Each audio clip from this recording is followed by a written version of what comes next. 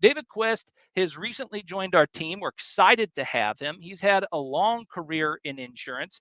And let me bring up David today. Hi, David. How are you?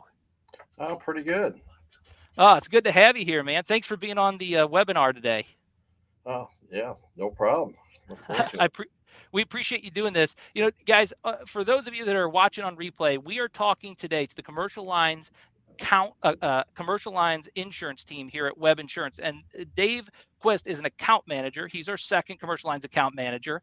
And Dave, your career in insurance has allowed you to assist clients during some significant life events. Can you share a bit more about the challenges and rewards of helping clients navigate such emotional and difficult situations, whether it be the loss of a loved one or a giant commercial loss that you've dealt with over your career? I had one that was unfortunately pretty sad. I had a gentleman come in. He was a contractor and let me know that he needed to file a claim and helped him with that. He had been sitting at a stoplight and got hit head on from another driver. Unfortunately, that wasn't so bad, but later on found out that his daughter, who was in the car and was injured in the accident, actually passed away. So Oh my gosh. it was a pretty rough conversation. I think it was the worst one I think I've ever had in my life. Talking to him about that, but we had to talk it through that and made sure that the hospital bills were paid and those type of things, and of course get his van going again. And he got back on his feet. Unfortunately, we can't. Insurance tries to get you back to where you were, and that's just that did happen, which was a good thing. But yeah, unfortunately, couldn't do anything for his lost daughter on it. That was a pretty sad day. But he's back in business and he's doing just fine, on that otherwise. But Yeah, it's always a travesty when something happens where somebody is injured or we lose a loved one, and that can be very difficult and emotional to deal with. And the fact that you have that kind of experience to be able to help somebody in these times of need really speaks to the testament of why having you at Web Insurance is so important. Because at Web Insurance, we don't just offer insurance policies, guys. What we do at Web Insurance is so different. We insure and make sure that if there is something that happens, we help handhold you through that claims process. We make sure that those changes get done. We make sure that your certificates get out to the people that need those things. And so that can be a lot of work. I mean, I don't know if you've ever mailed 300 certificates before in your life, but to print those, stuff them in an envelope, and mail them out to the right people, that could be a time consuming, challenging thing. And we make sure those things are done in a timely fashion. We make sure that when you need something, we're here for you, not just to purchase the policy, but also after the policy. And that's what makes Web Insurance so uniquely different, is not just the experience of making sure that you have the most affordable premiums and that we remarket those premiums on an annual basis if need be, if we see increases happening, but we also make sure that the claims process is taken care of and you're taken care of. So I appreciate that experience that you have, Dave, because it really does help people better understand when they come to Web Insurance with a challenge or an issue, when they're going through something, that we can be there to help them navigate that we've dealt with some really challenging issues in the past, like you have, and that experience speaks volumes for what we can do. So, changing gears just a little bit, I know that you fly control gliders, and that's like a passion of yours, and we've sure. talked a lot about that inside the office. And you know, it's quite a unique hobby, actually. Could you tell us your most memorable, thrilling glider flight and experience, and how it relates to your leadership role in the glider club specifically? For those of you that don't know, Dave flies the remote control glider airplanes. He's a president of a glider club, or has been the president in the past. Why don't you speak a little bit to kind of your leadership role in that glider club and what it means to you? Oh, sure. Yeah, it's one of the things with the club is we have a lot of different members and a lot of different experiences also on that. One of the things that I got to enjoy, I had one of our longest flights in the club for 2 hours and 8 minutes. And again, this is no motors or engines or anything on it. So that was pretty fun. But I like to be able to show folks that they don't have to spend crazy amounts of money to have fun.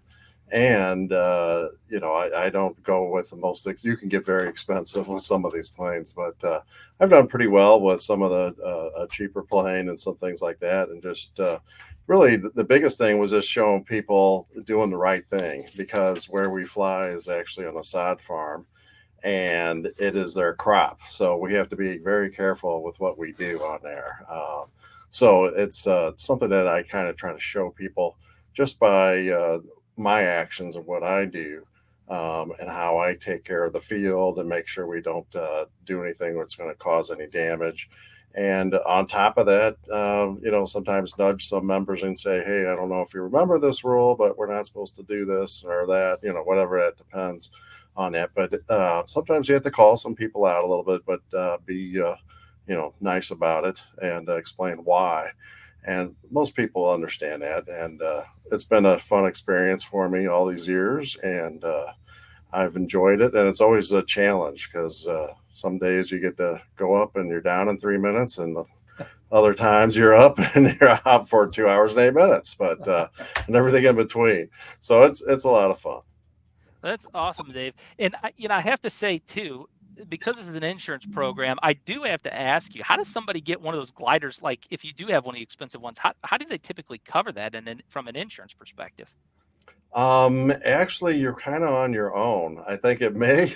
I was kind of thinking about that, but I haven't looked into it too much. It's pretty much on your own. There's no really insurance to cover something like that, unfortunately.